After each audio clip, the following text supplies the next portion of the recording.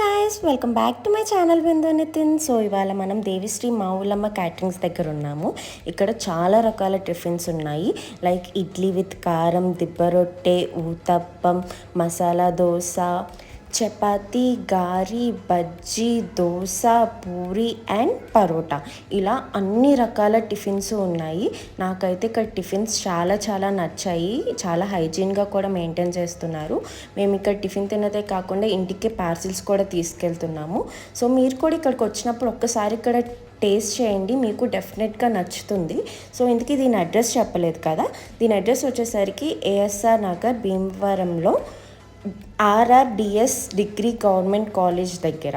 So that's it for this video. Hope you guys like this video. Please do like, share and subscribe to my channel Bindu Nitin. Thank you for watching.